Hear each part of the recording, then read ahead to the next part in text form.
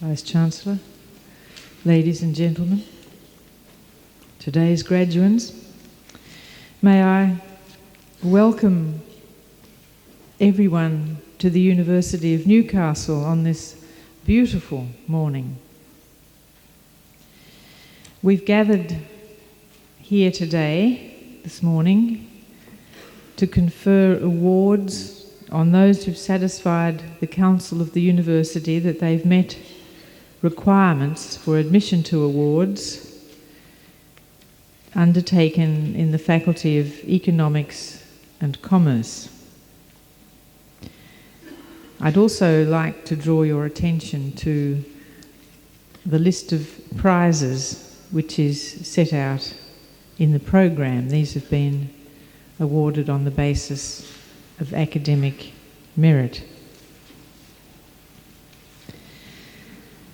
An award conferring ceremony is one of the most important events of the university. It's truly a happy celebration.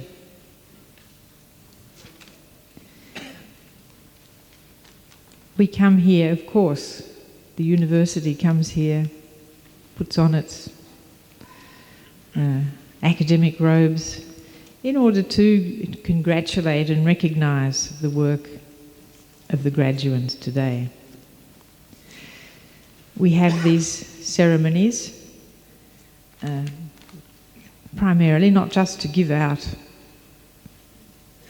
the degree, the record of your achievement, but so that each of you can present yourself before the whole university community so that you can stand there and be acknowledged for the level of your achievement.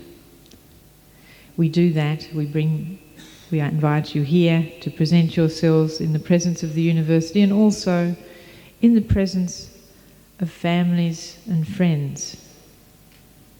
That's important to the university, it's important to you, important to those who've come here to support you today. We know how little any of you, any of us could achieve without the support of family and friends.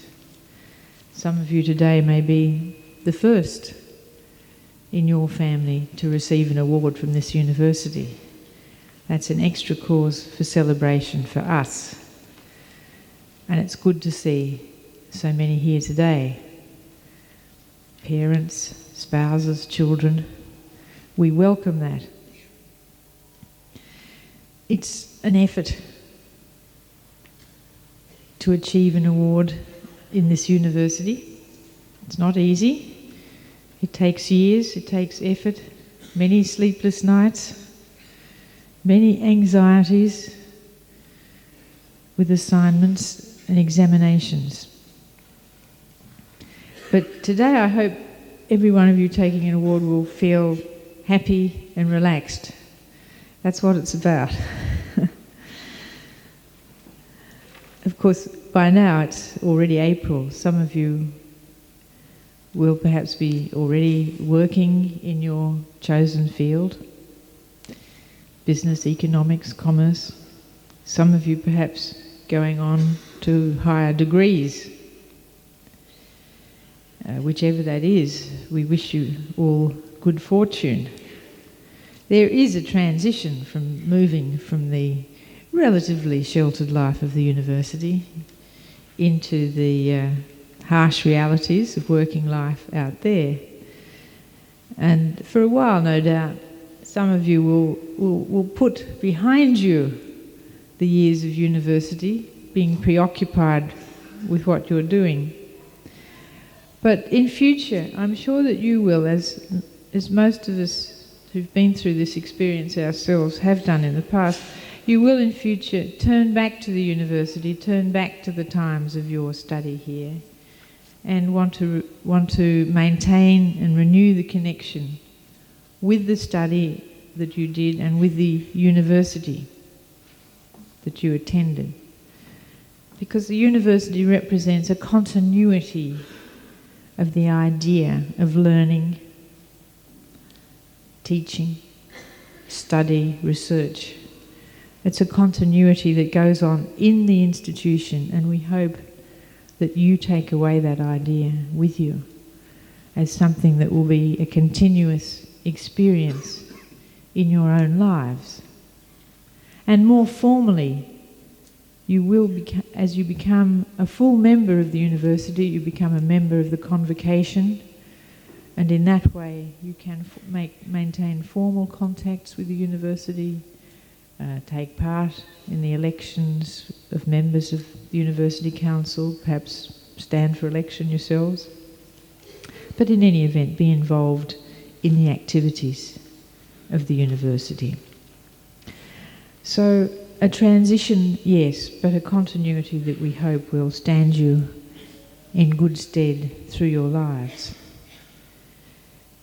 So once again, I'd like to congratulate each one of you and hope that this will be a happy occasion.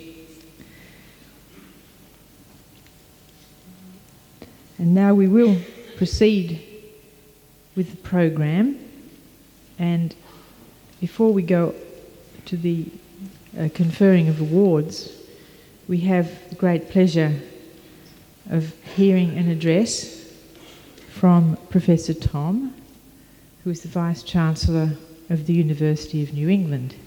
He's come to join us today to deliver the occasional address at this ceremony, and I have now a great pleasure in inviting Professor Tom to speak to us.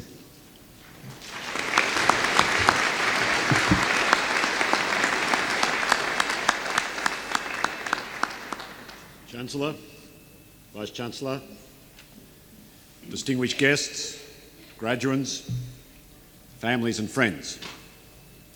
It is with great pleasure that I'm able to be here today to give this occasional address. I have a long interest in Newcastle, its region, the university and its students. It is a great honour to be able to speak to the new graduates in the Faculty of Economics and Commerce, and to be in a position to offer you my heartiest congratulations. You have been graduated in various degrees by a university which is very proud of its record in economics, business and commerce studies. And I'm sure that as graduates of the University of Newcastle, you will strive to bring great credit to your alma mater. However, as economists, accountants, business advisors, managers, and whatever in these areas, you could face a level of mistrust, of cynicism, and even of hostility from those who do not understand your profession, or perhaps those who may even pretend that they do. Why is this so, and what can be done about it? At the occasional address for graduates in economics, business and law at my university, the University of New England, in March, the eminent retired Professor of Economics from Monash University, Professor Ross Parrish, made some very pointed remarks on this topic, and I wish to bring some of those to you today. He stated that the negative perception of economics has several sources and takes various forms. One is the inability of economics to reach a consensus or make reliable predictions. He said if all economists were laid end to end, they still would not reach a conclusion. Honesty should compel us to admit that this criticism has a lot of truth in it. The hopes of macroeconomists to make predictions and to engage in successful management of the economy have not been fulfilled. But by how much they have fallen short of expectations is a matter of considerable controversy. Similarly, the econometric program of discovering basic quantitative relationships can be said to have run out of some steam, and econometricians have increasingly turned inwards towards their methodological concerns. He went on to add, another criticism relates to economists' supposed cold, dry, rational, calculating attitudes to life, in which spontaneity, altruism, warmth and emotion are lacking. Parrish quoted Edmund Burke, "But the age of chivalry is gone. That of sophisters, economists and calculators has succeeded, and the glory of Europe is extinguished forever." He also quoted Bertrand Russell, who said of Keynes, "When he concerned himself with politics and economics, he left his soul at home."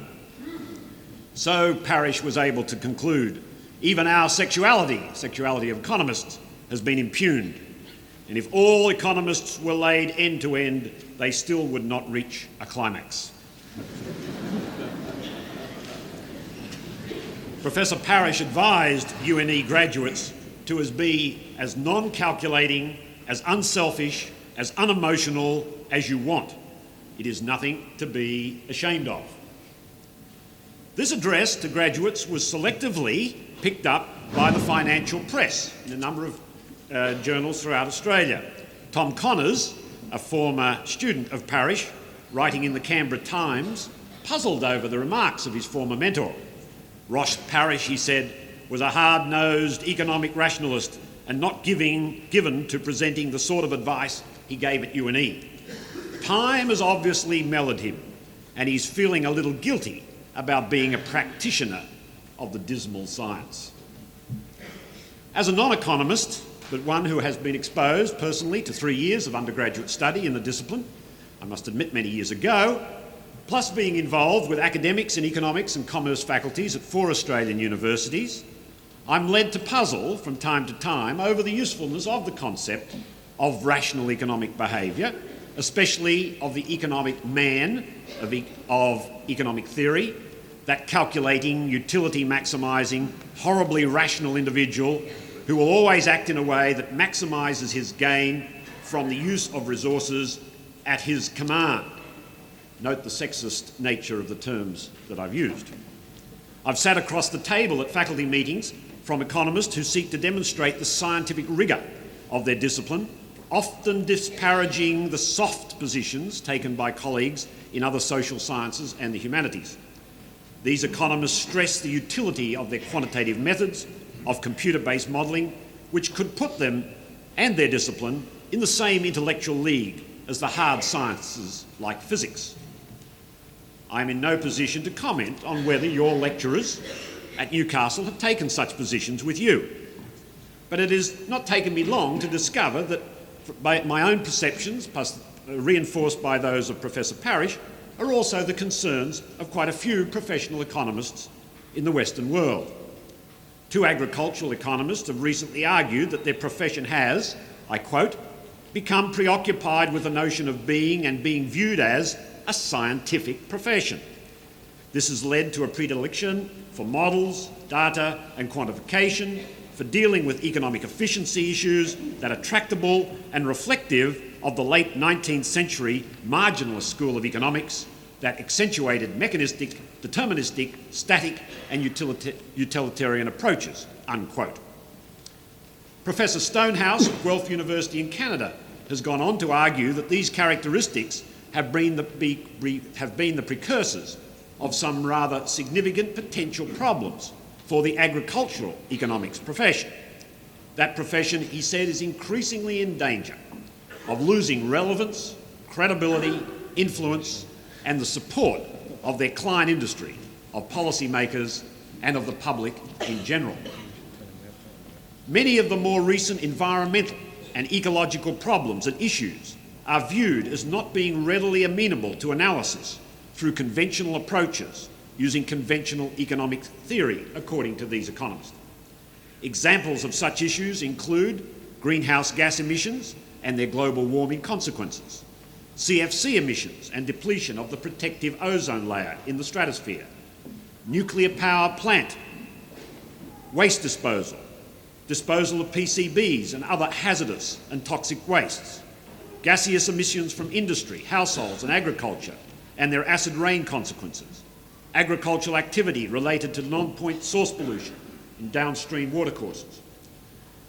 If this is so, the question must be asked whether, by involving the neoclassics economic theory with its assumptions that are not always appropriate, are we in danger, those who are involved in economics, of one, trivialising global problems, and two, I think this is more important, leaving to others who have no economics, no business, and no commerce training all the high ground, both the moral and the intellectual high ground, in providing policymakers and society with solutions.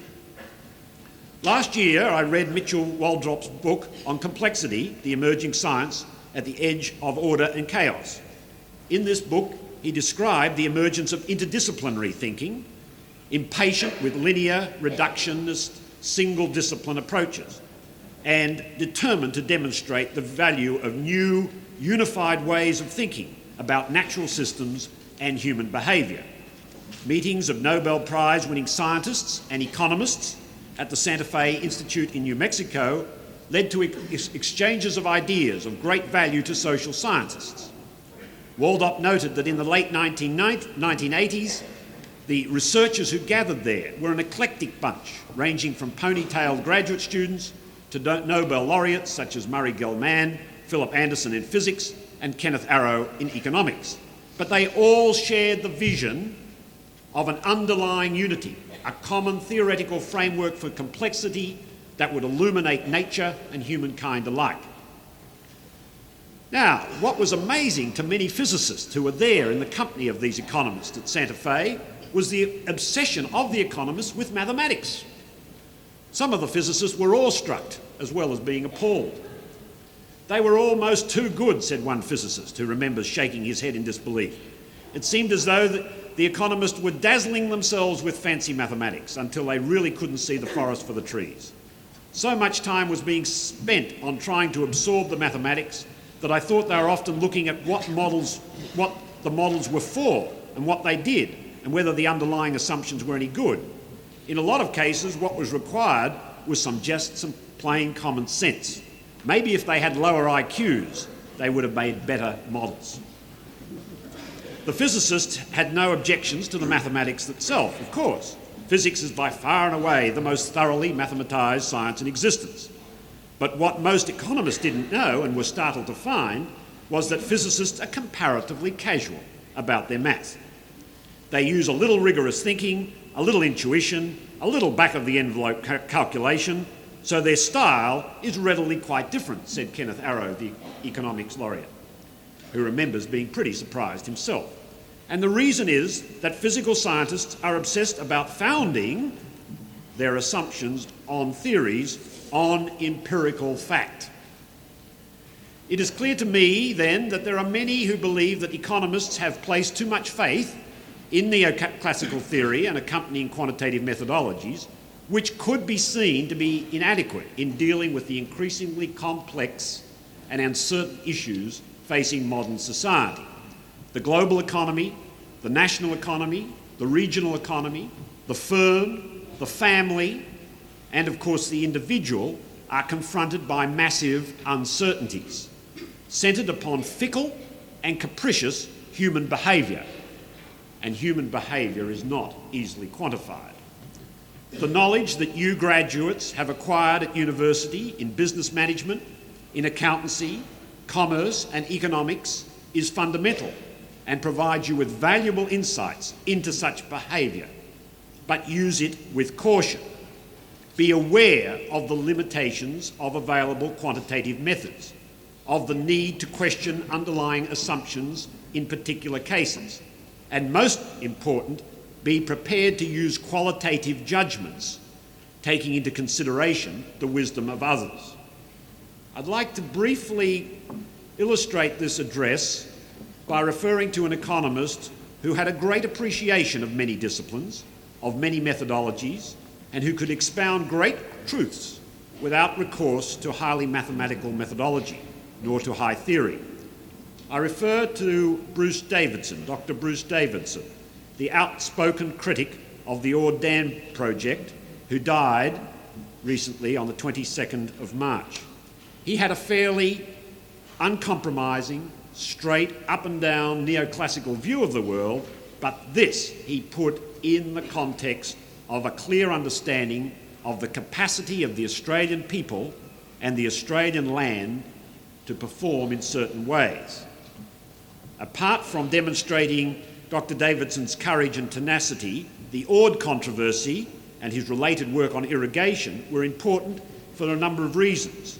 They illustrated the value of an economic evaluation of a public project, and they illustrated the danger of such work in the hands of politicians if the evaluations were not made public.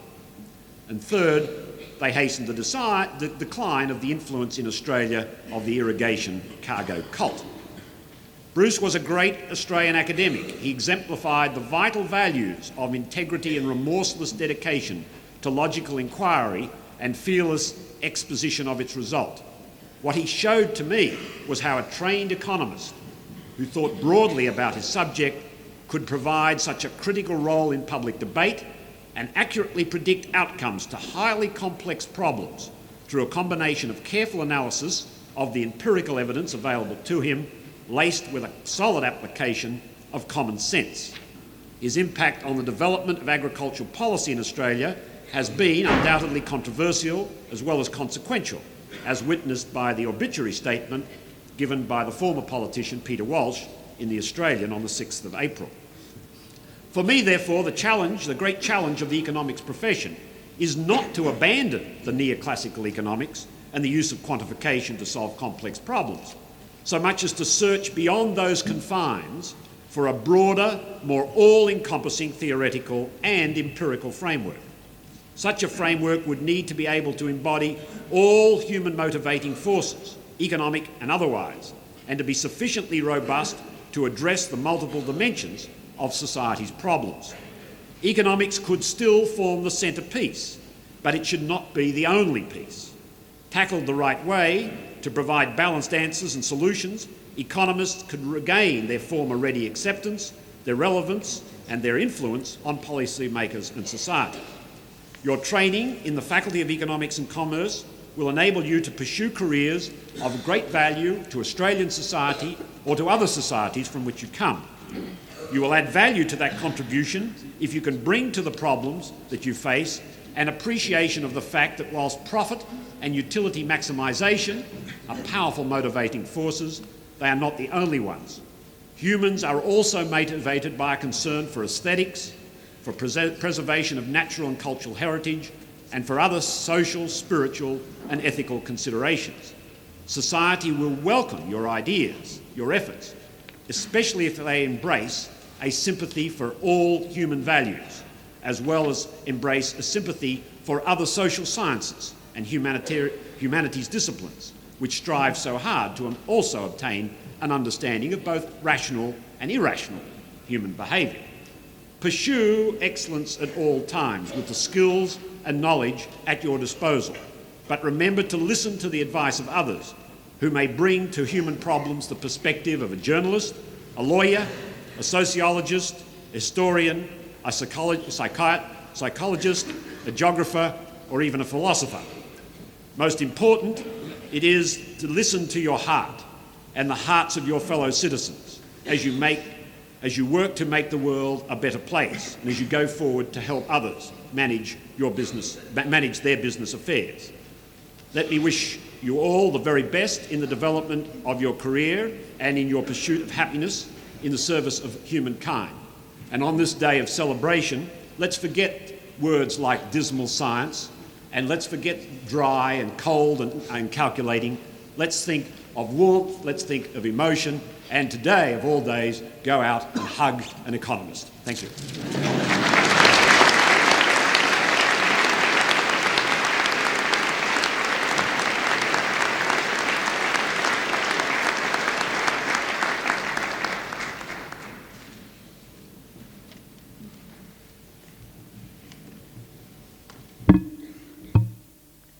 Professor Tom, I'd like to thank you on behalf of everyone here today for your challenging and I'm sure inspiring address to today's graduates.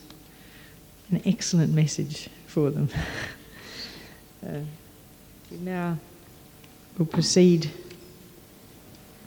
with the award conferring part of the ceremony, and I'll now call upon the Dean of the Faculty of Economics and Commerce, Dr. Dunlop, to present the candidates from that faculty.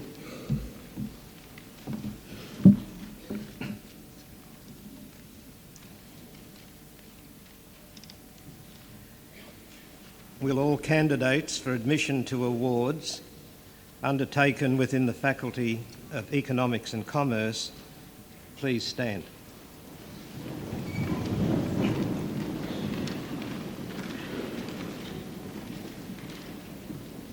Chancellor, I present to you the candidates for admission to awards undertaken within the Faculty of Economics and Commerce as specified in the program. In the name of the Council and by my authority as Chancellor, I confer the awards specified in the program on all those graduands from the Faculty of Economics and Commerce who are present today, and in absentia on those unable to be present.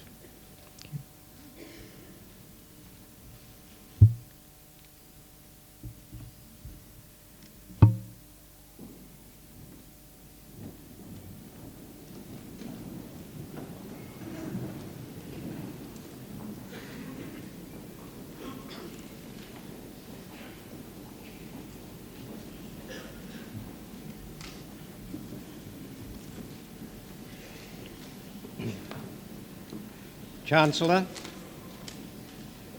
for admission to the degree of Bachelor of Business, Peter Timothy Annabelle.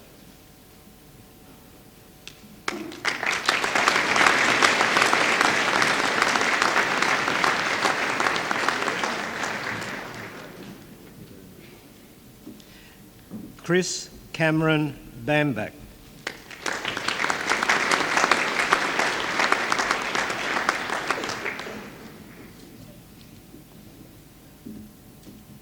Heidi Louise Barham.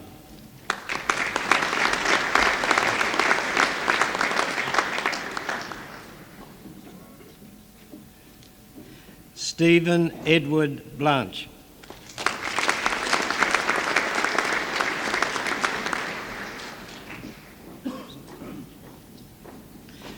Marianne Therese Casey.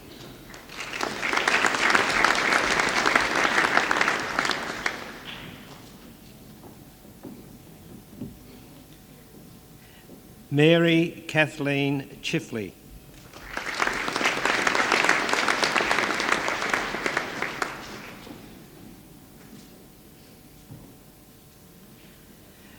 Todd Anthony Cole.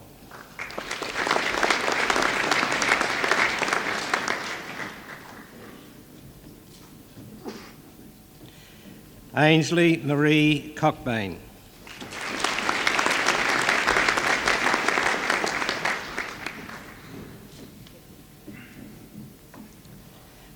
Andrew William Cooper.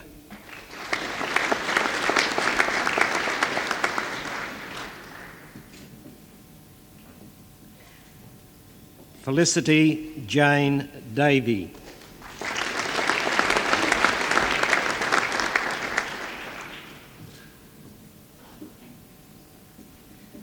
Anthony Beaumont Davison.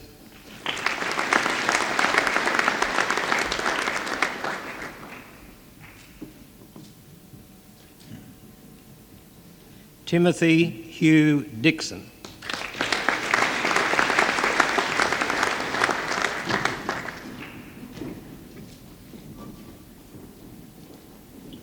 Nicole Louise Dunn.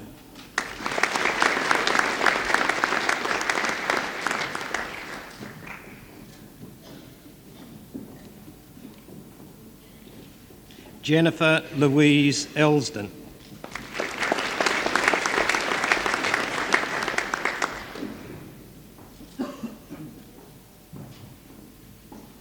Nathan Alexander Fabian.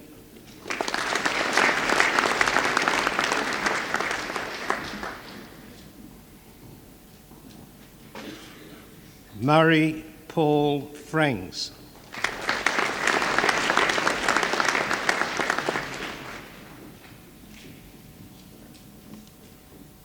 Sharon Marie Gorman.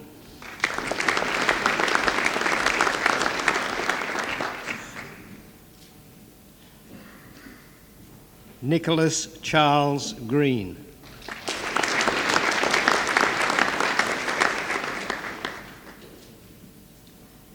Anthony James Hanson.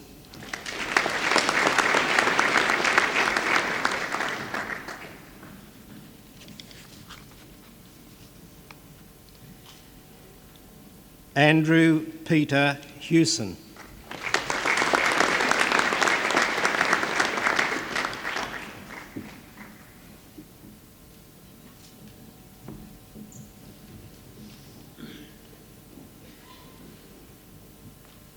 Owen Thomas Hogan.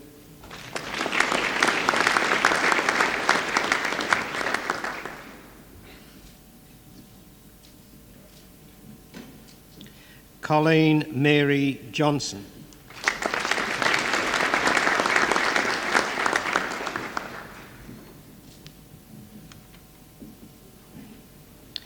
Michelle Audra Lindia.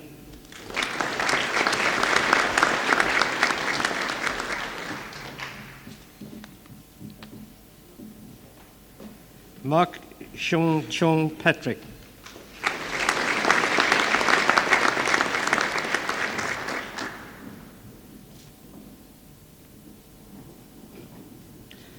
Roy Archie McBurney.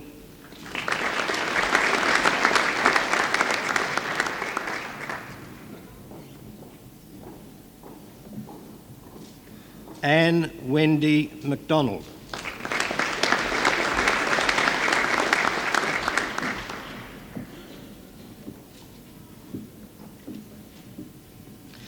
Ronald Alexander McGregor.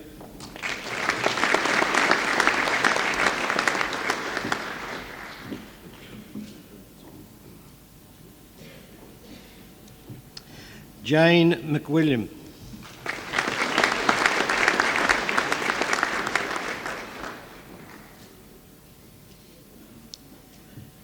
Suzanne Larissa Mitchell.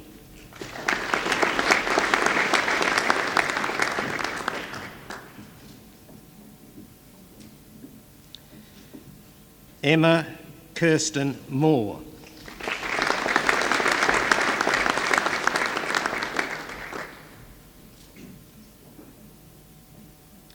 Sharon Murphy.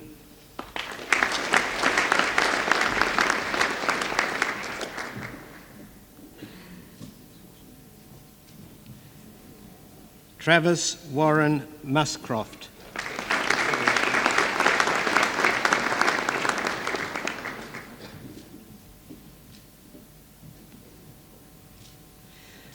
John Anthony Nolan.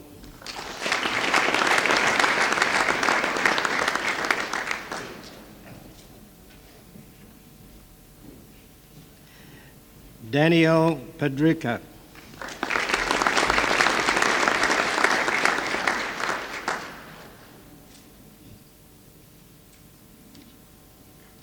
Rebecca Ann Perkins.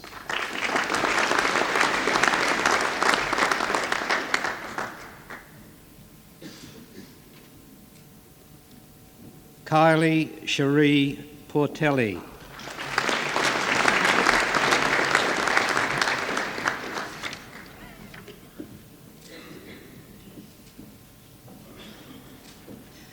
Darren Graham Pye.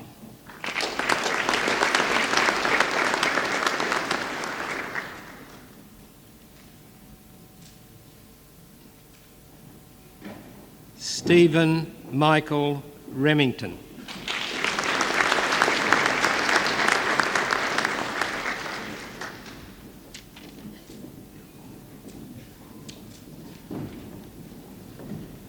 Danielle Romani.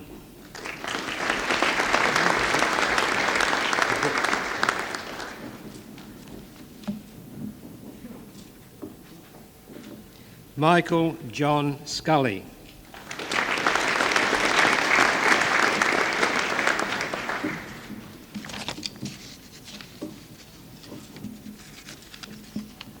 Michael Leslie Sparks.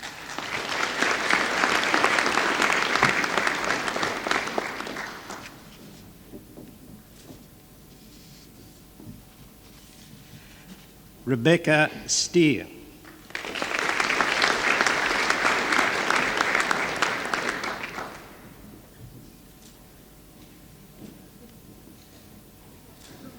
Suzanne Catherine Sturt.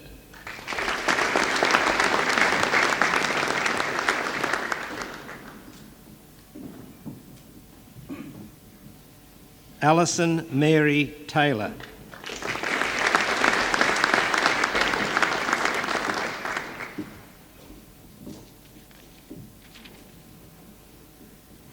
Mark David Thompson.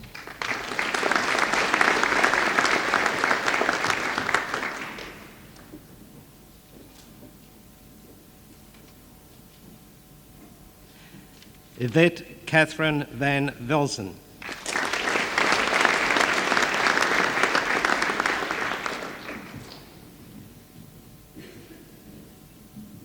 Jennifer Margaret Waters.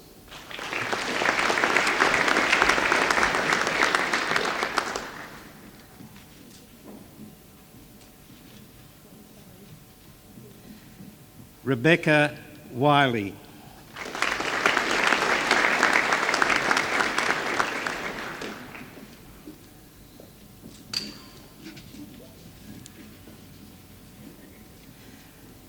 Carl Ken Wickland.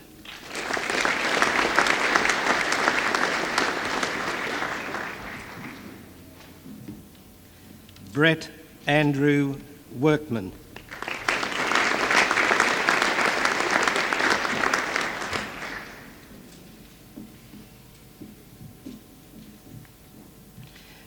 And with merit, Gina Wing Nan Chow.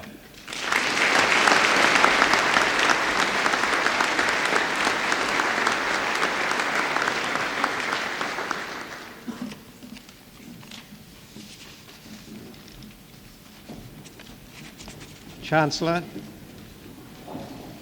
for admission to the degree of Bachelor of Commerce, Bethany Ruth Abbott.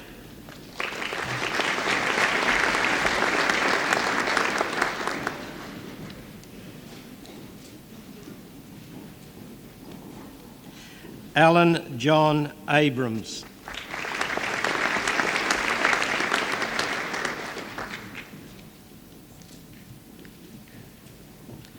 Joanne Leslie Abrams.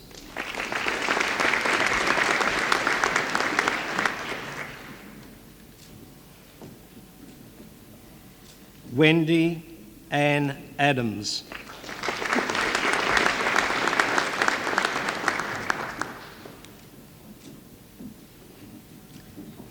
Catherine Aird.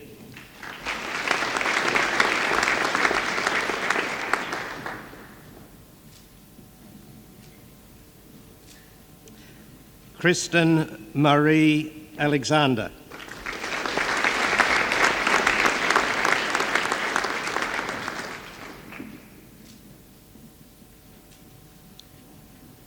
Stephen George Allen.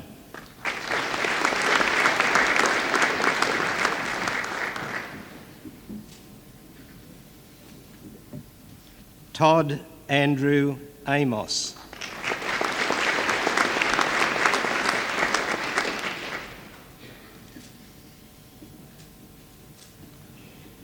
Gabrielle Allison Aslan.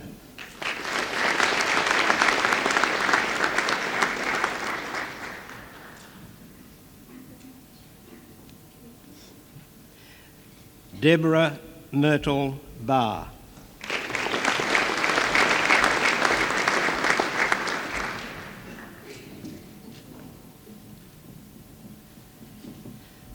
Kelsey Ruth Barrett.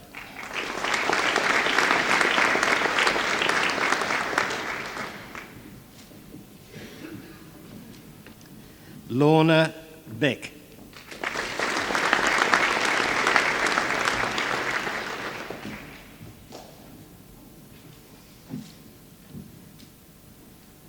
Justin Guy Bender.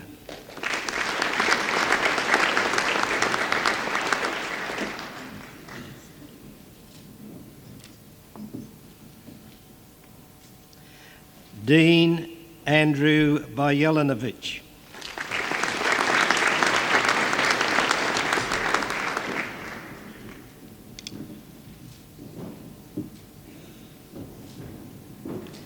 David John Burbeck.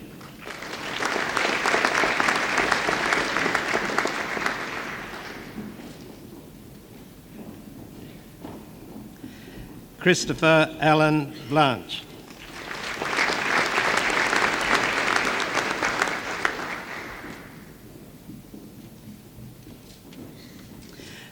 Michelle Bozanovska.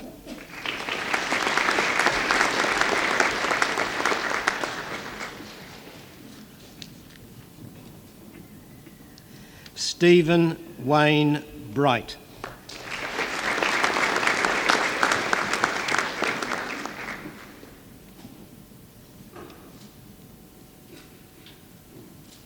Derek John Bromley.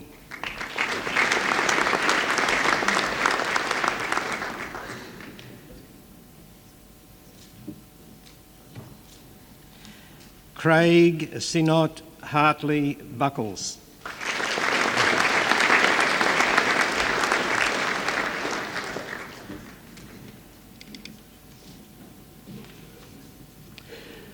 Katrina Simone Bunting.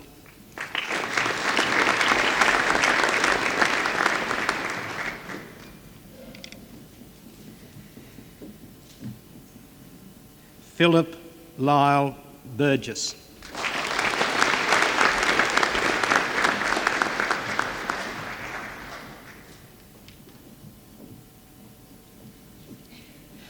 Matthew James Burnham.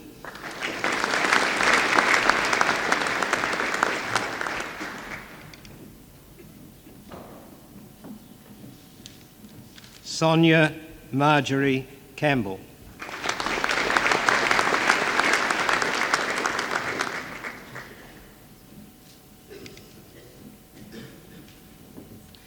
Justin Jeffrey Carr.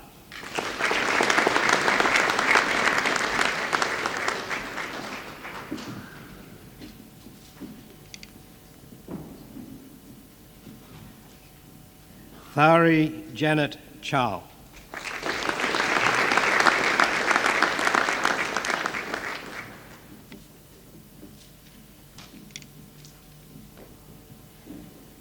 Seong Jun Chen.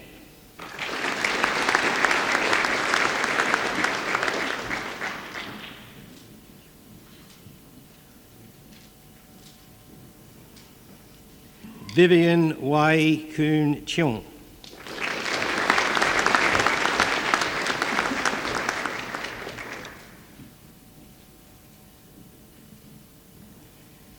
Choi Peng Yu.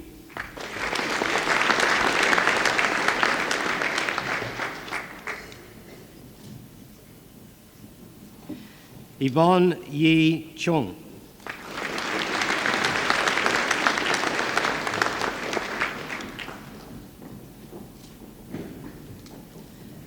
Ian Paul Clark.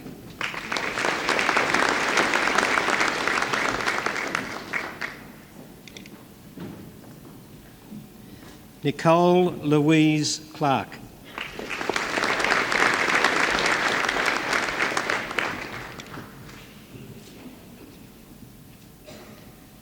Craig Lawrence Colthorpe.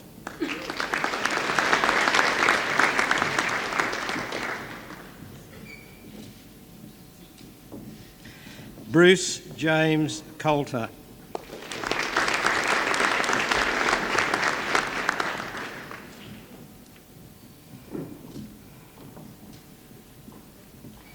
Marshall David Cowley.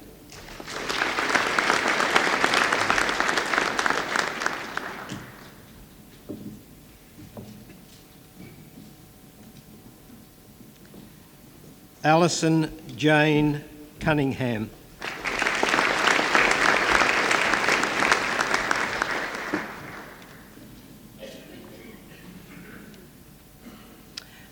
Michael Leslie Daniels.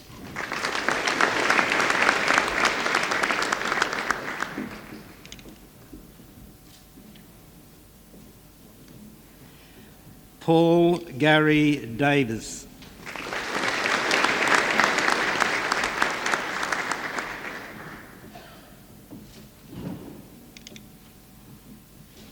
Tony Marie Dawes.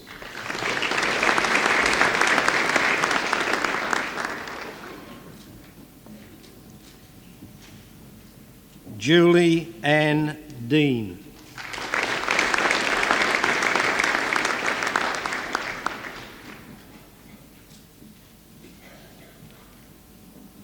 Merrin Jane D.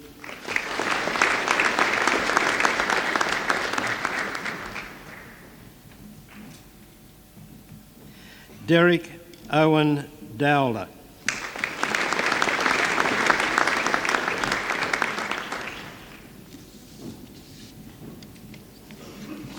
Melinda Jane Downey.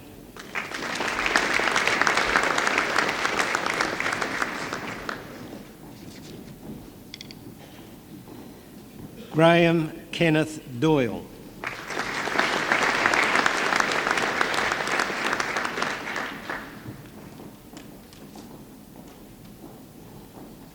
Joshua Edward Drake.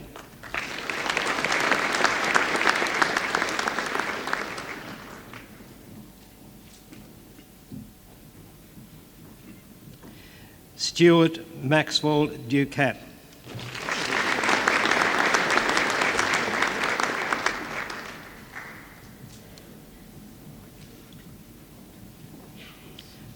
Michael John Durkin.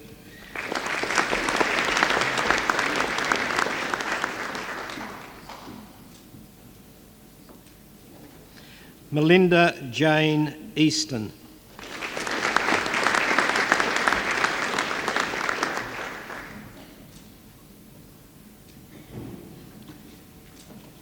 Andrew John Bathurst Edwards.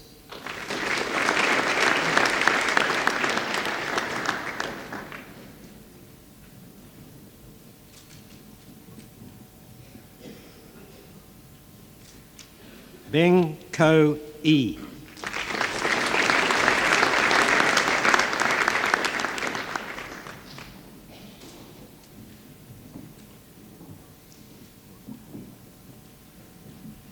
Cherie Lee Escott.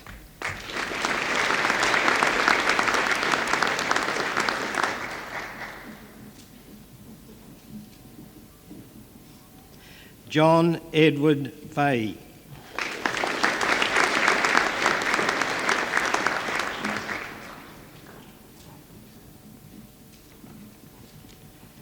David John Feeney.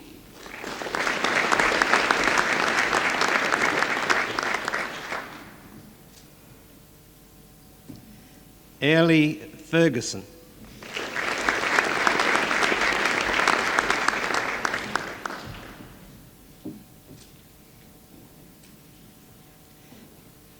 Carrie Merle Fisher.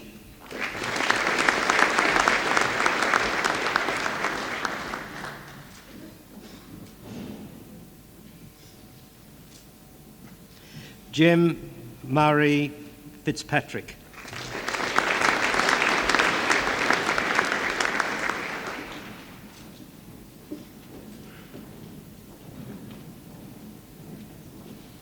Cameron Dale Flett.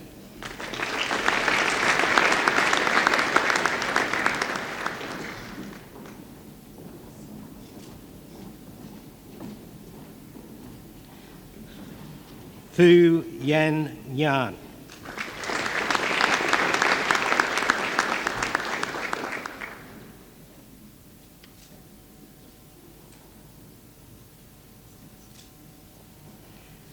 Lisa Jane Gardner.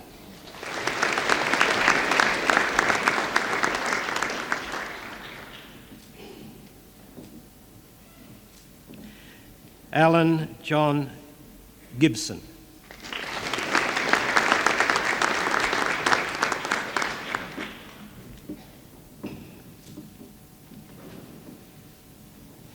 Anthony Philip Gilbertson.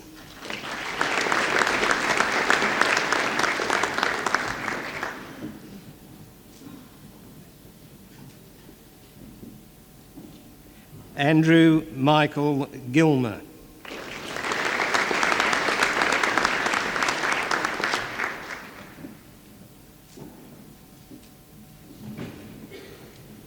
Anne Marie Gorton.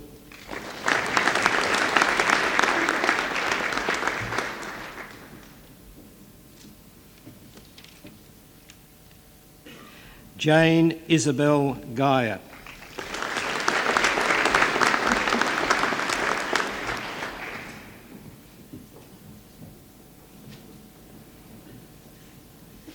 Simone Alice Halloran.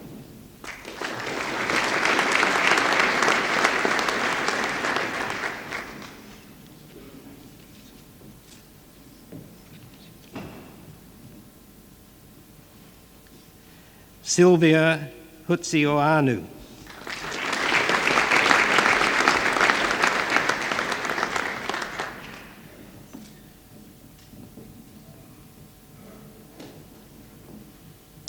Mark Patrick Heron.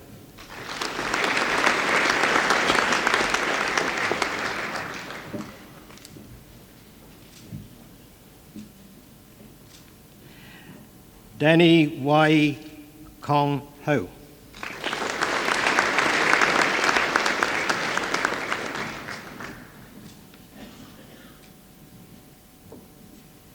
Andrew George Hockard.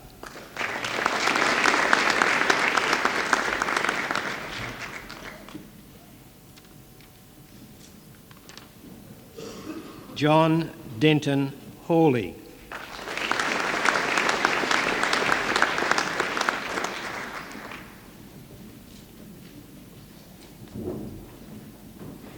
Paul William Howden.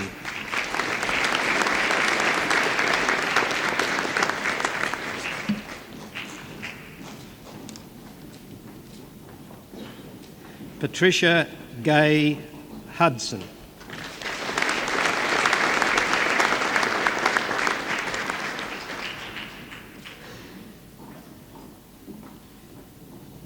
Richard William Ings.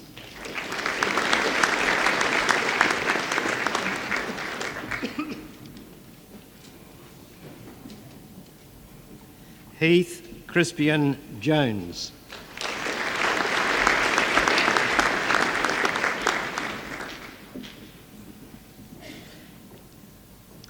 Ranu Kanogia.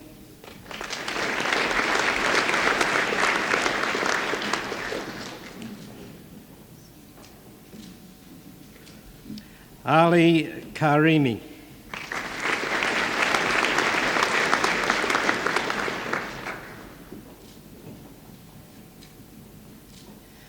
Jeffrey Charles Kelly.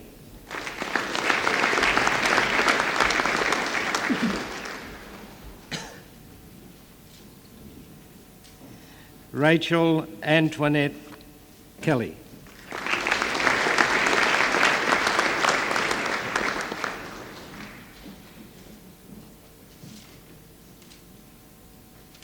Sandra Louise Kennedy.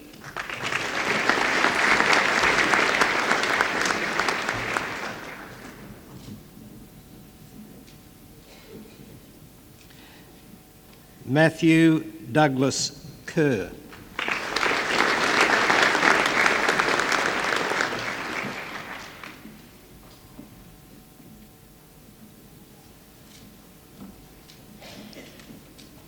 Michelle Louise Kitt.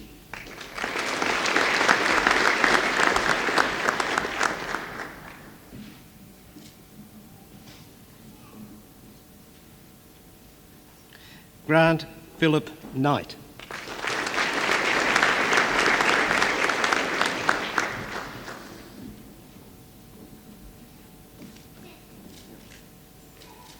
Wei Ching Kun.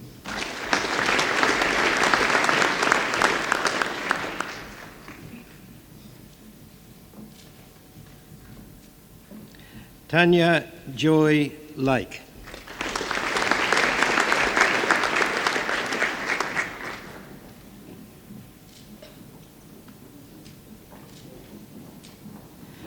Michael Charles Lappin.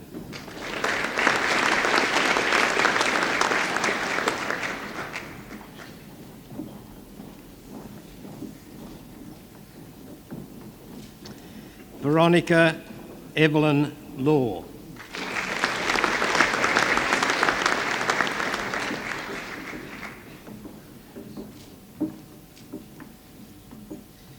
Graham Anthony Lever.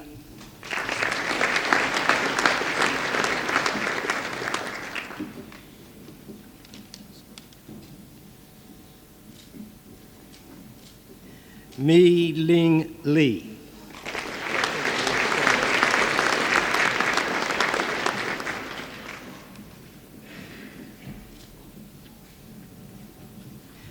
Leonie Joanne Lewis.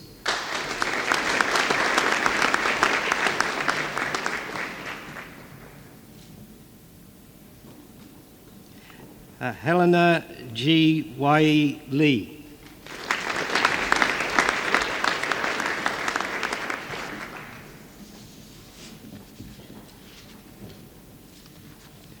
Alison Renee Lippy.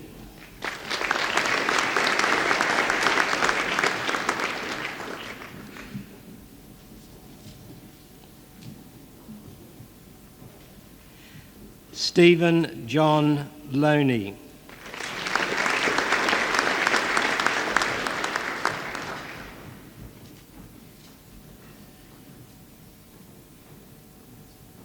Patricia Leslie Lowe.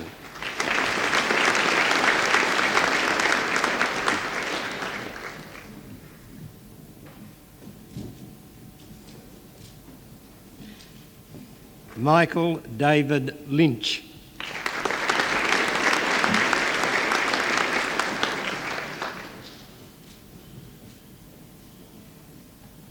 Scott McGregor.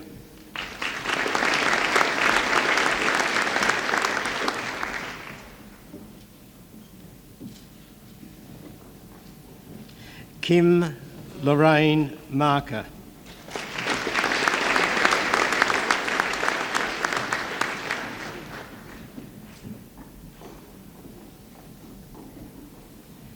Paul Anthony Marcolin.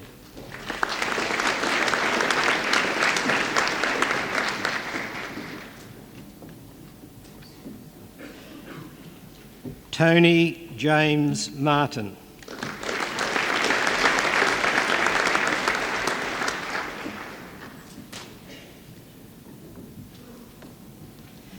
Anne Therese Mather.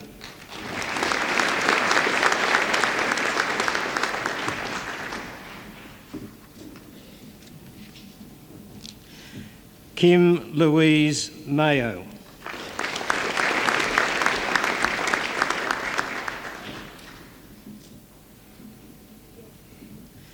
Fiona Jane McBurney.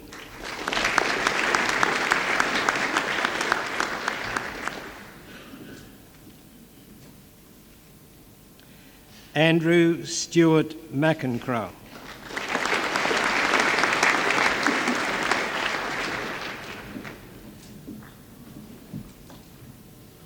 Sally Ann McIntyre.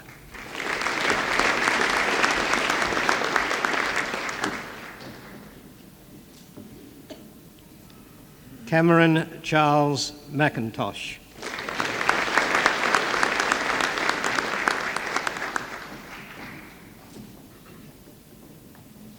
Michelle Ann Milne.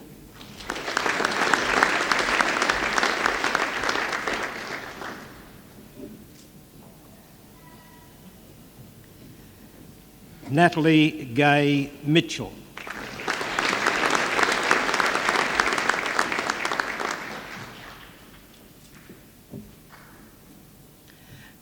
Martha Moderitz.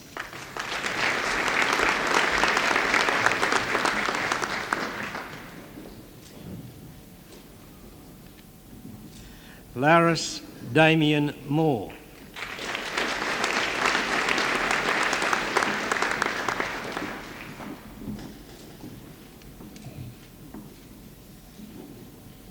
Karen Michelle Morgan.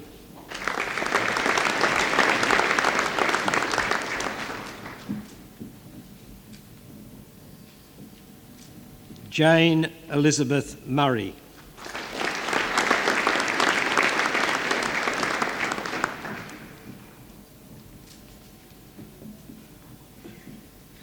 Rachel Nelms.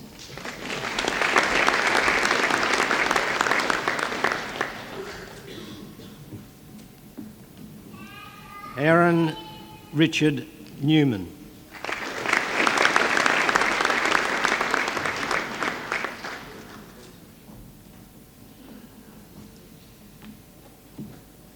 Darren John O'Neill.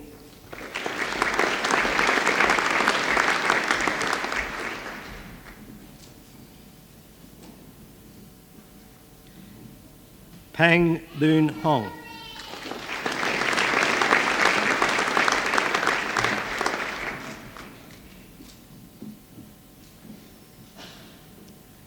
Joanne Marie Parker.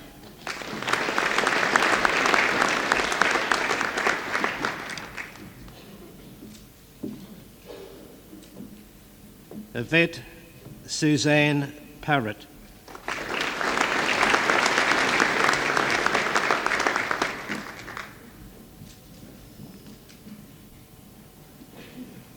Andrew Frederick Parsons.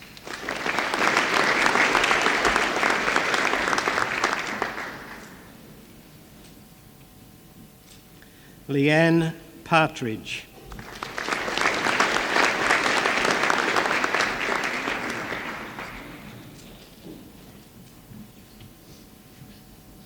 Jacqueline Therese Payne.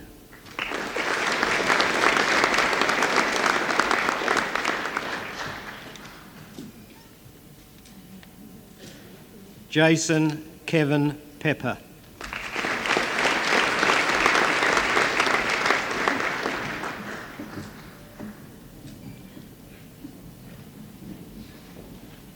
Stuart Robert Perry.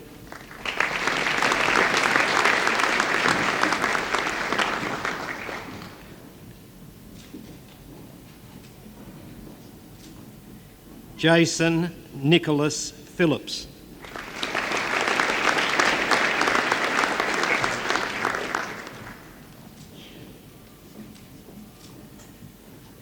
Jennifer Ann Pilgrim.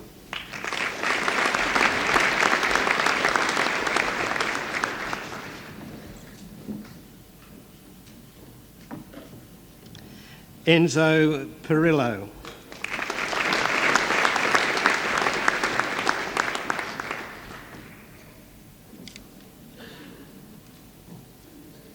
Carl Lawrence Press.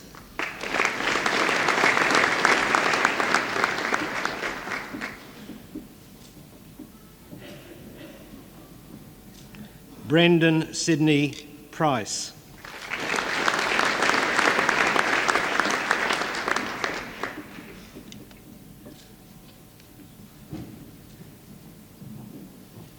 Anna Kristen Prieto.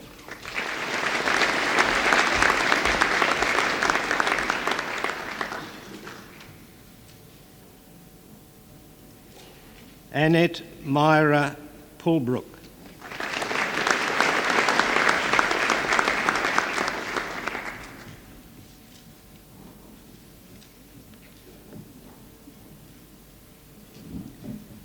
Kathleen Faye Rayner.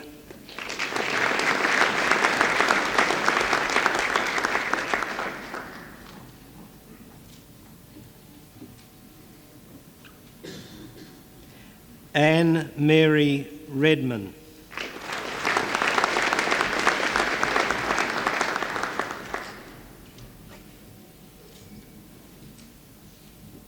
Stephen Philip Richards.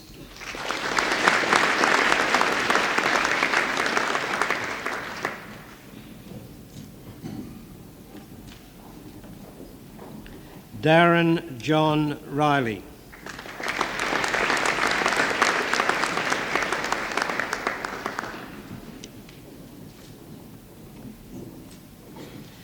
Matthew Lawrence Rodwell.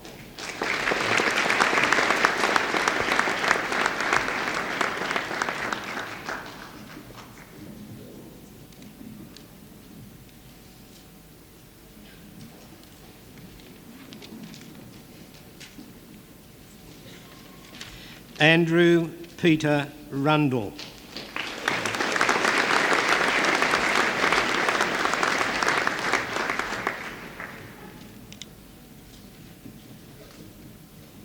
Damien Richard Ryber.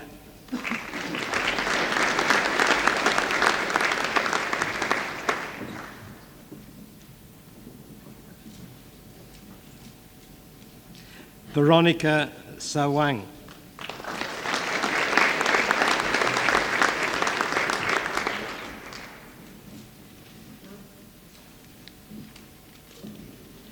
Angeline New Wa Sien.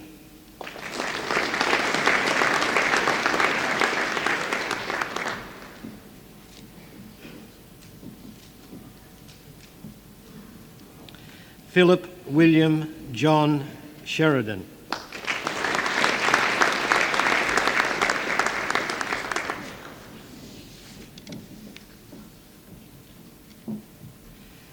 Robert John Chowdra.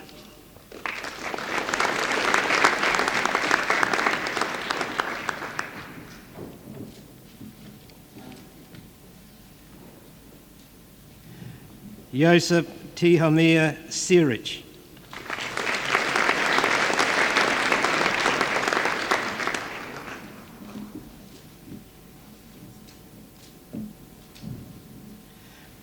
Melinda Jane Smalley.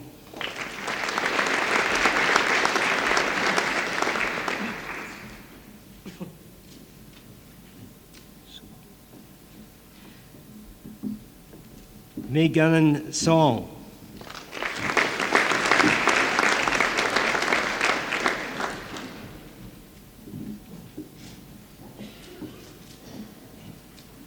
Mary Stamenkovsky.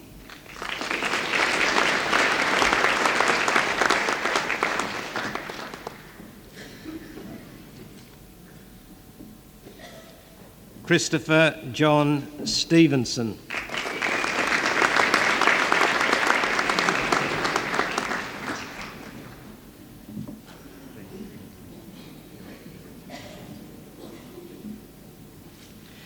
Camilla Mary Sullivan.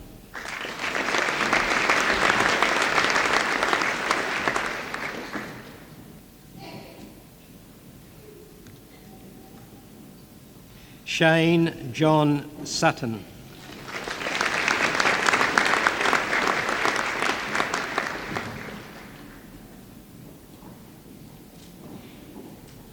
Helen Louise Simmons.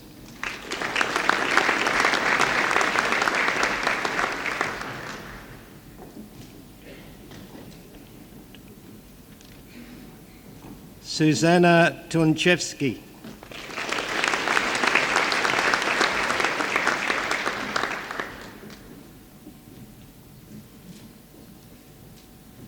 David Mark Tate.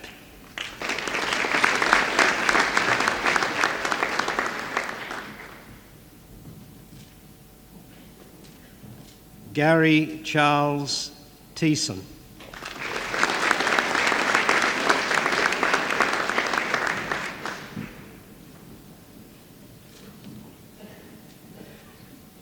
Mahala Thirinavukarasu.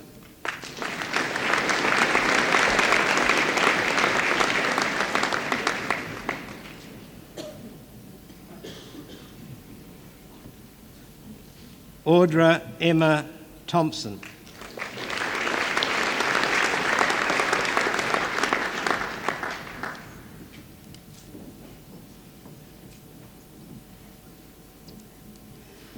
Dale Thompson.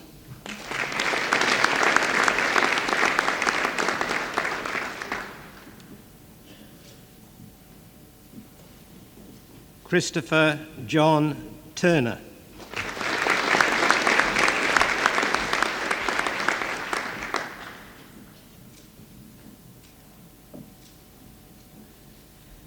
Troy Reginald Vitnall.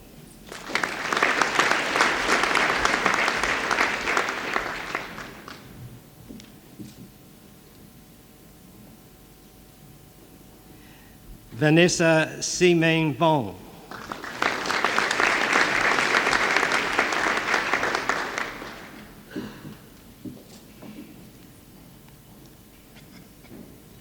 Damien John Von Weiler.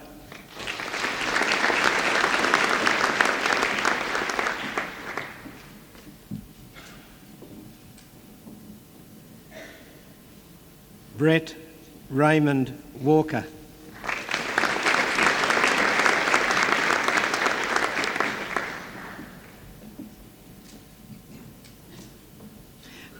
Sharon Belinda Walker.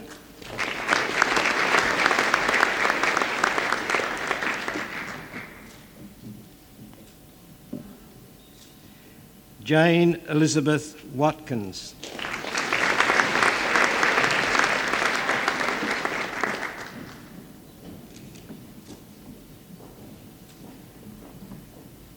Jodie Lawson Watson.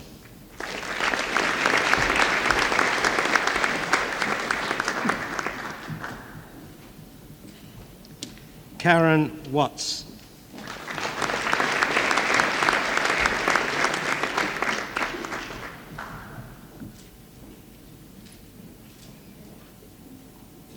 Catherine Deanne Watts.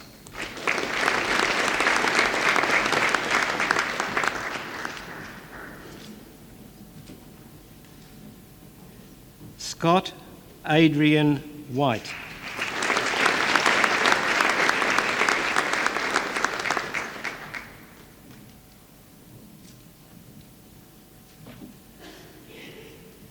Helen Louise Wild.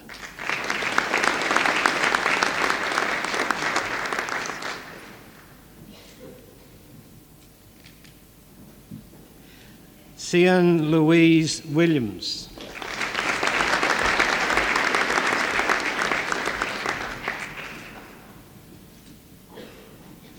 Tony James Williams.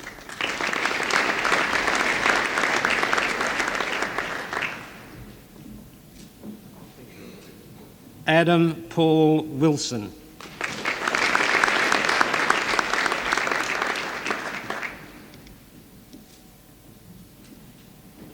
Troy Christian Wink.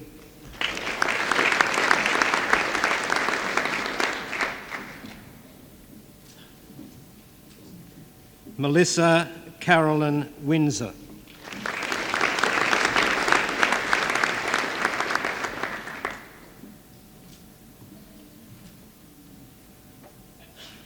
Belle Wong.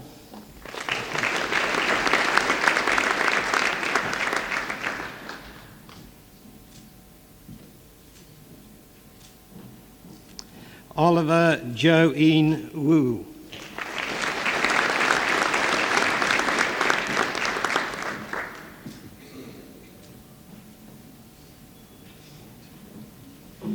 Francesca Chow Hui Yi.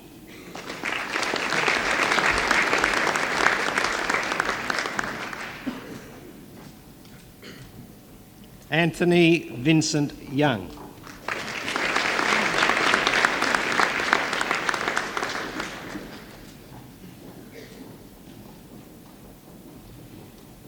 And in Economics Honours Class 2, Division 1, Shane Gary Fitzgerald.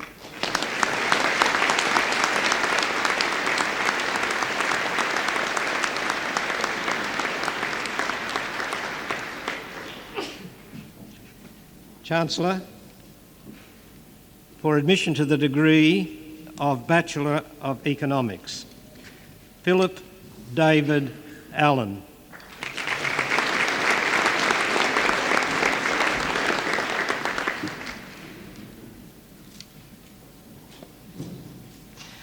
Mark Richard Andre.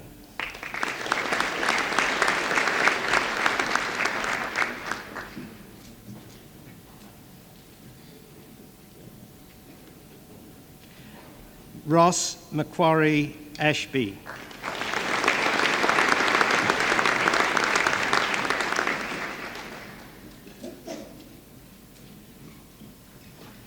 Sharon Baracco.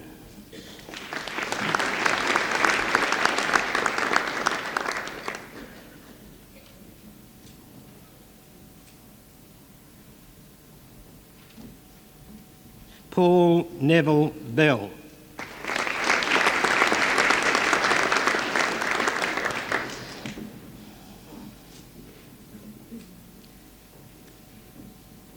Adam William Berlin.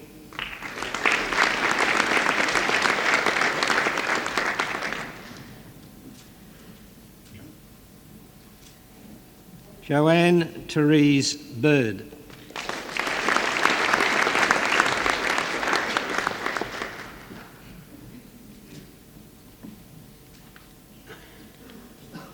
Michael James Burke.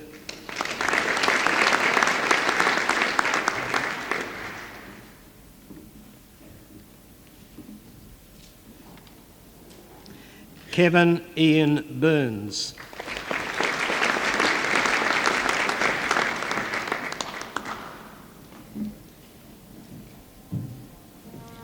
Suzanne Gay Campbell.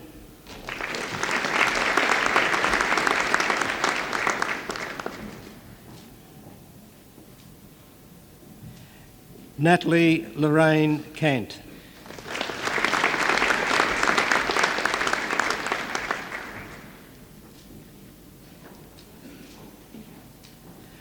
Robert James Carruthers.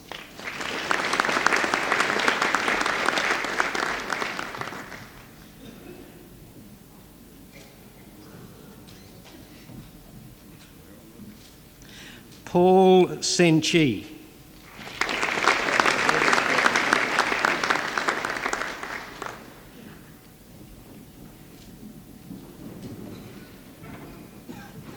Carol Xiong.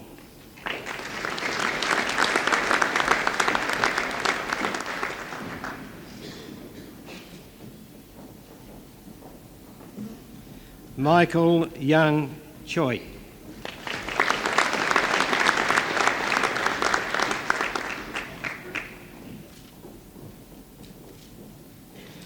Melissa Ann Cox.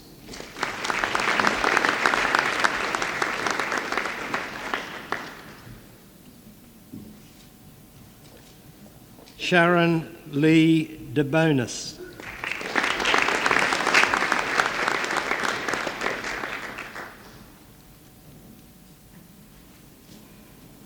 Elisa Jane DeSanti.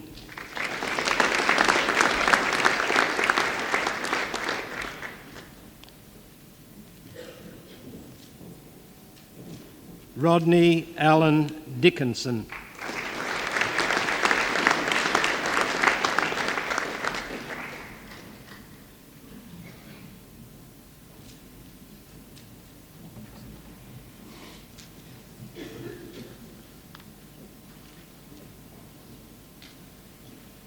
Nicole Marie Feeney.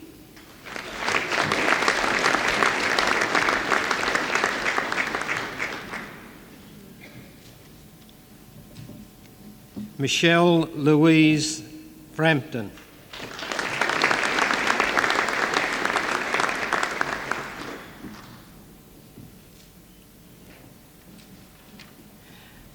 Michael Gary Friedman.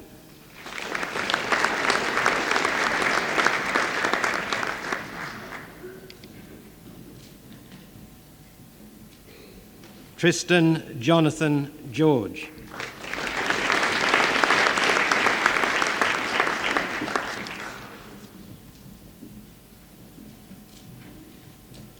Graham Ronald Gill.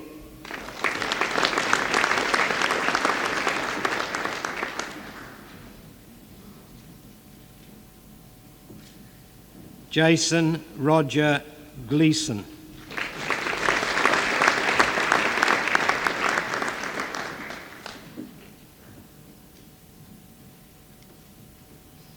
Deborah Margaret Goodworth.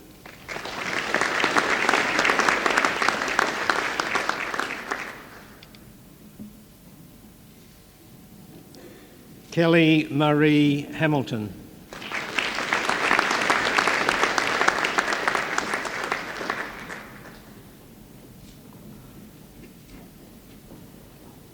Robert John Hodgkin.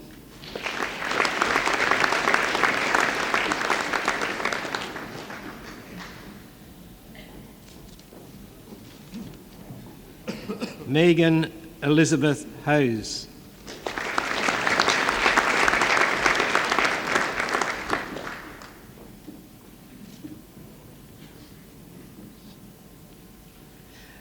Sok Ling Lim.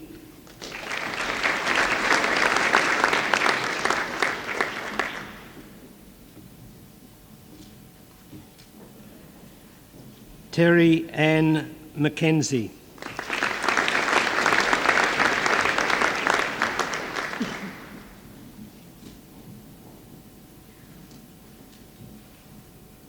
Andrea Jane Mears.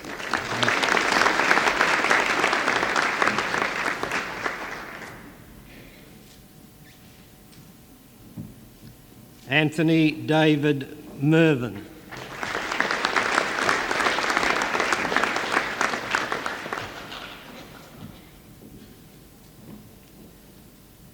Benjamin Hughes Mondi.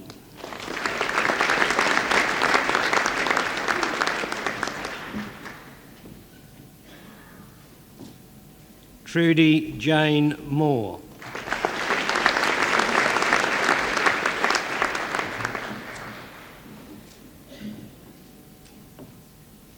Matthew James Mullen.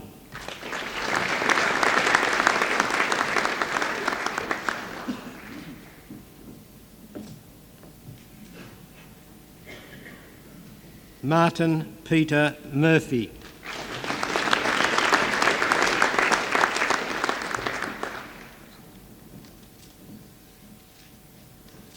Morgan John Palmer.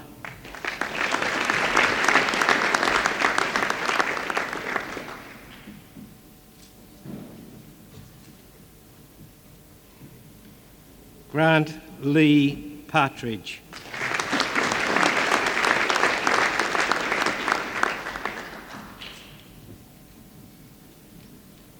Linda Elizabeth Pattenden.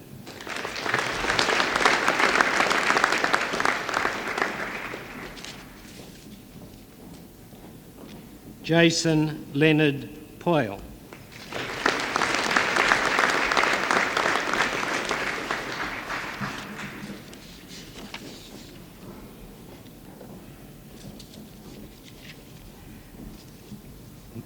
Michael Gregory Radecki.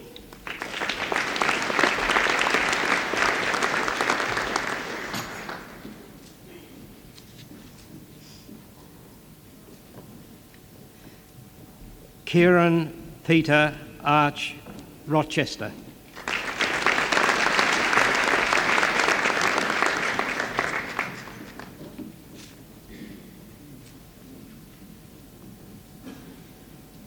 Corinne Kamini Russell.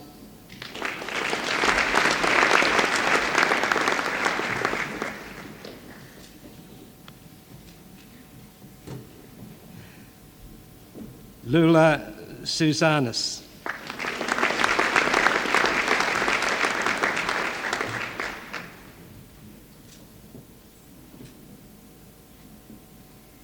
Evelyn Nellie Stutterford.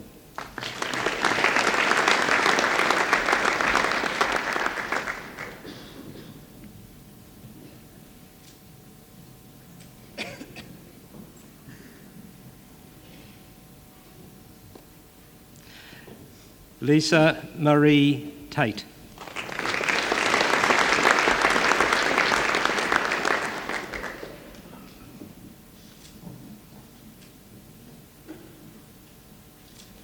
Gavin Paul Todd.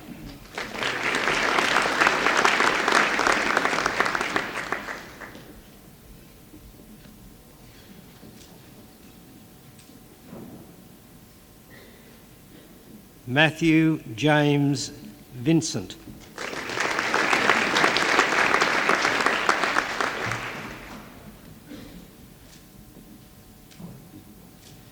George Vorilis.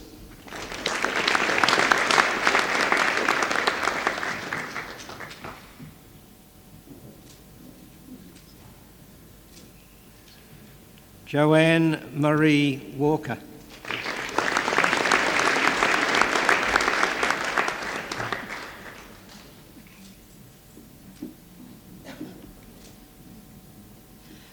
Michaeli Cara Wallace.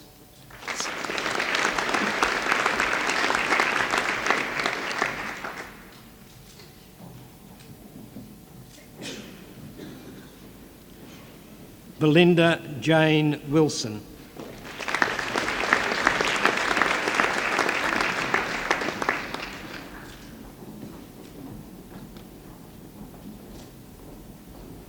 Julian John Wilson.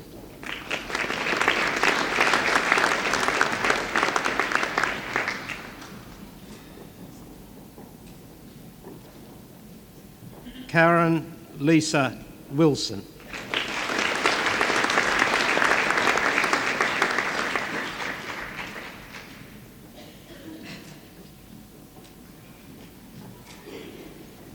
David Andrew Winterton.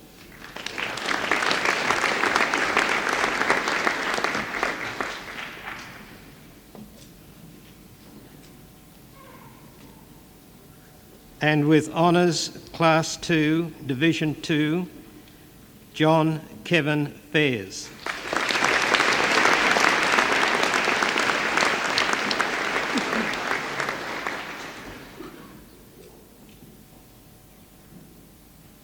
And with honours, Class 2, Division 2, Mark Keith James.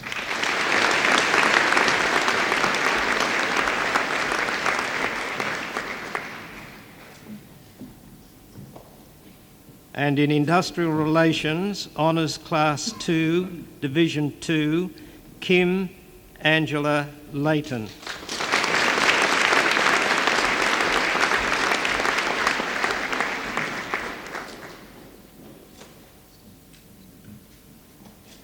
And with Honours Class 2, Division 2, Stanley Ignatius Roche.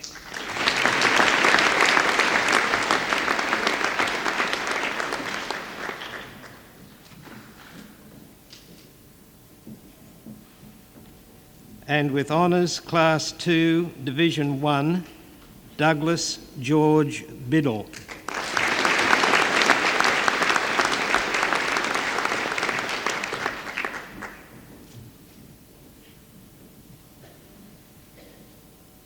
And in Industrial Relations, Honours Class 2, Division 1, Nicholas Peter Convery.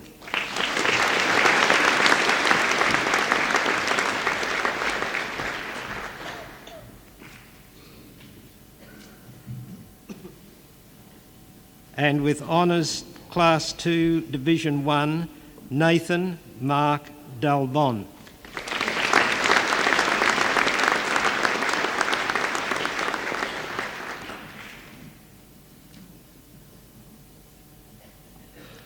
And with Honours Class 2, Division 1, Mark John Airy.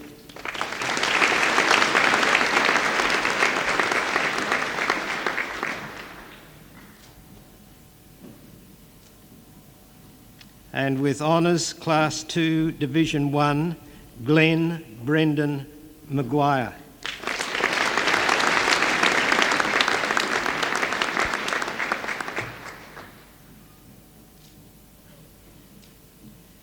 And with Honours Class 2, Division 1, Tracy Lee McNaughton.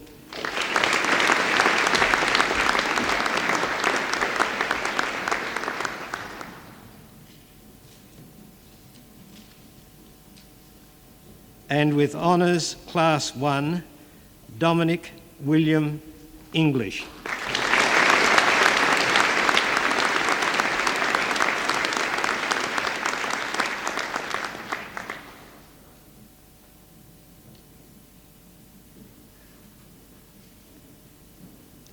And with Honours Class 1 and University Medal, Jenny Louise Blunden.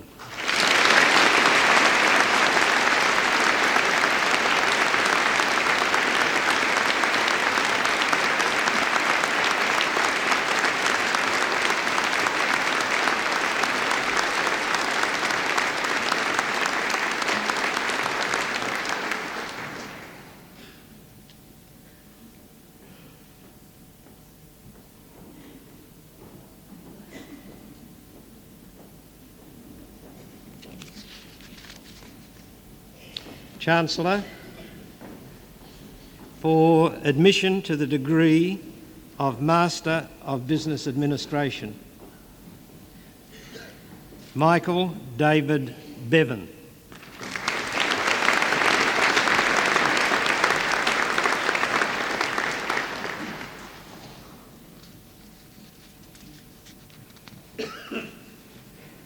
Margaret Rachel Davies.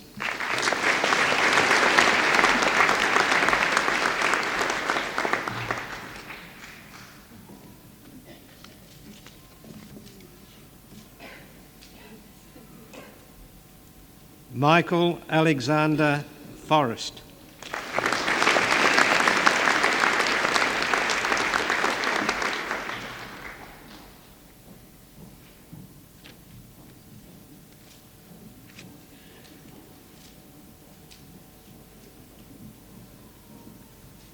Bruce Kenneth Gunn.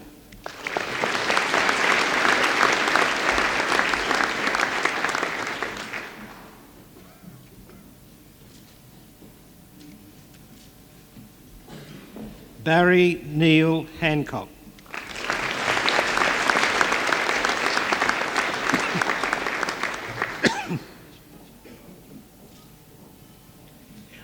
Patricia Barbara McGee.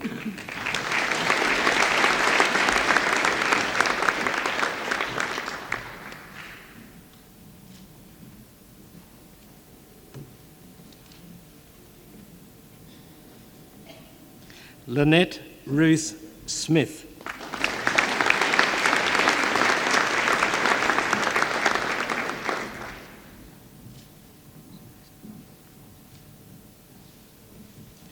And with merit, Frank Stephen Herb.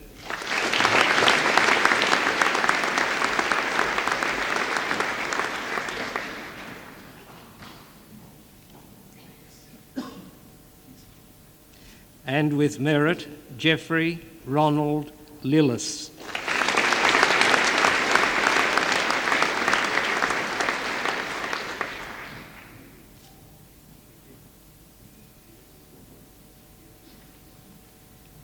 And with merit, Kevin Jamison Henry Morris.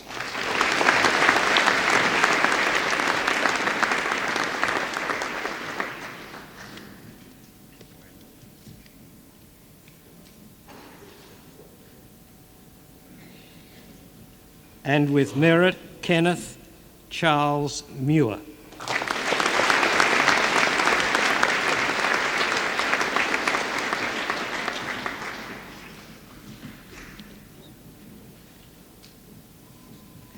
Chancellor, for admission to the degree of Doctor of Philosophy, the Department of Commerce, Volodymyr Motika.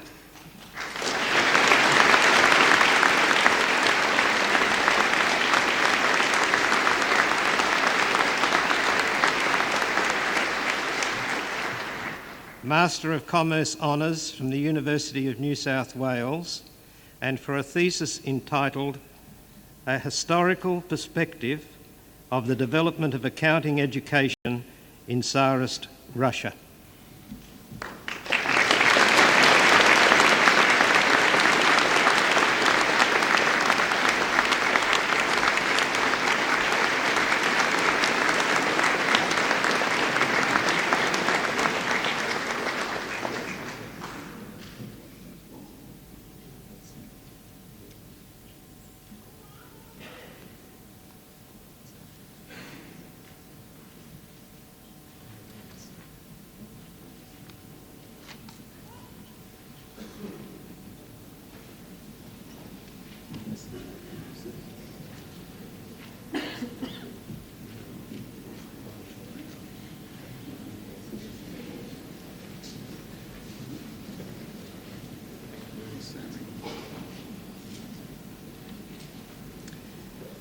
and in the Department of Management, Gary Raymond Douglas.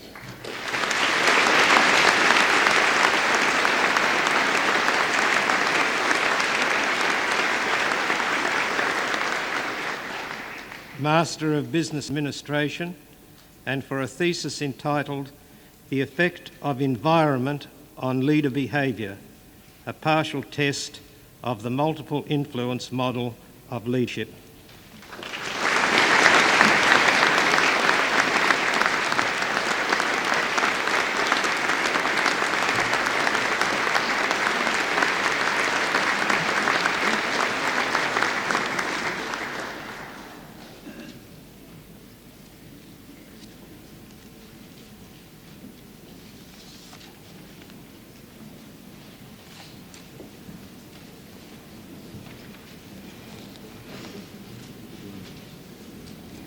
That's good.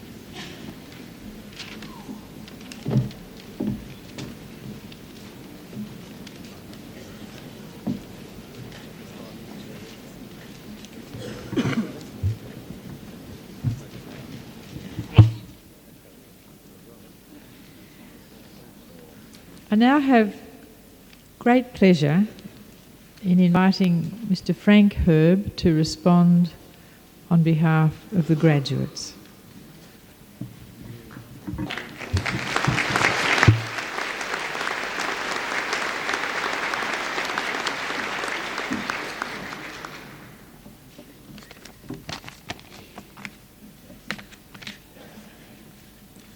Chancellor, Vice-Chancellor, honoured guests, ladies and gentlemen, fellow graduates. It is indeed a great honour to be able to speak on your behalf today.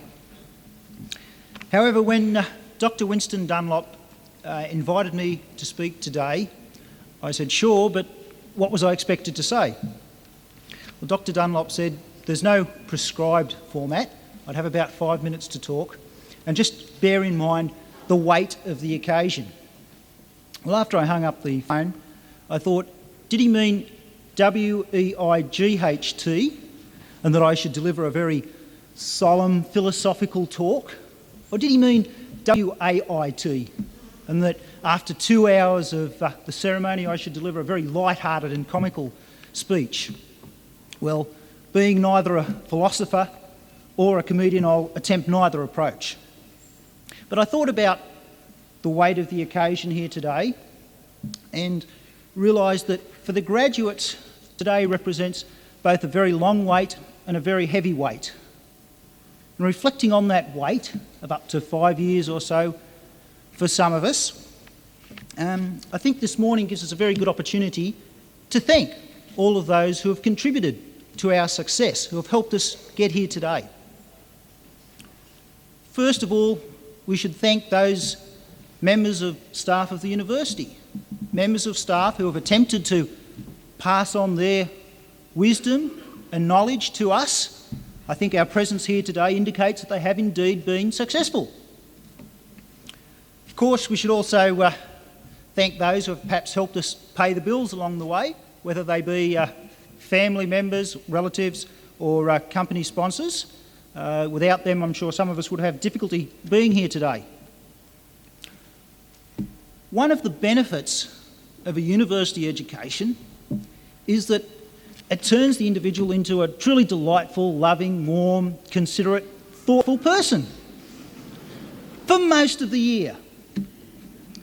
There are, however, just a few short periods around exam times when these lovely individuals are transformed into the most revolting, vile, ignorant, sleep-deprived creatures possible to imagine. It is for this reason that today we must not only give our deeply heartfelt thanks to those family members, relatives, friends who have helped us during our long and arduous studies, but we should also perhaps apologise for them having to endure us along the way. After the wait of so many years, you now have a piece of paper in your hands. A piece of paper that represents the culmination of years of effort, sacrifice and expense. A piece of paper that's very valuable because it represents education, something that can't be given without being willingly received, something that can't be taken away from you, but something, while being extremely valuable, is worthless unless you use it. This is the weight of responsibility we all now bear as graduates.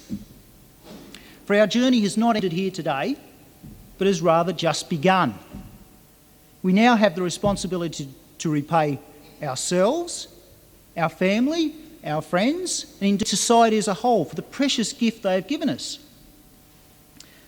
The testimonies you have received represent a share in Australia's future. How much sweeter will our own success be if it indeed contributes to Australia's future and our region of the globe's future in success? On this point, I should mention the tremendous respect and admiration that is due to those students from countries other than Australia. Embarking on university studies is difficult enough at the best of times, but to undertake those studies in a country with a language that is perhaps not your native language, it's a foreign culture, requires tremendous dedication and ability. Their presence further enriches the educational experience for all of us. So we hope that they carry fond memories of the University of Newcastle and indeed Australia as a whole. Friends have told me that I mustn't have worked hard enough during my degree of the last 5 years because I had time to have two lovely daughters, both of whom have never known me not to be studying up till this year.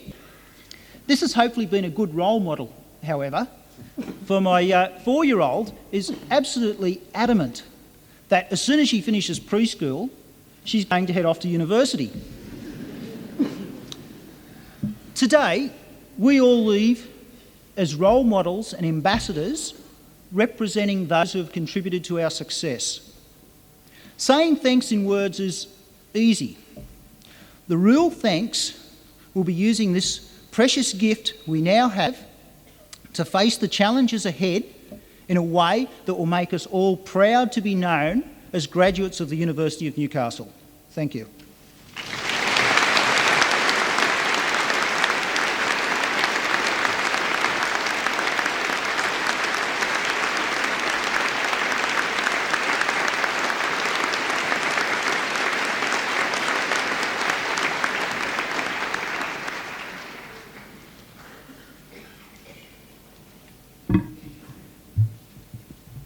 Well, we've had a very long ceremony this morning, and time has now come to draw it to a close, and those of you who've sat here so patiently can now turn those metaphorical hugs that each economist and other graduate has had this morning into real ones outside.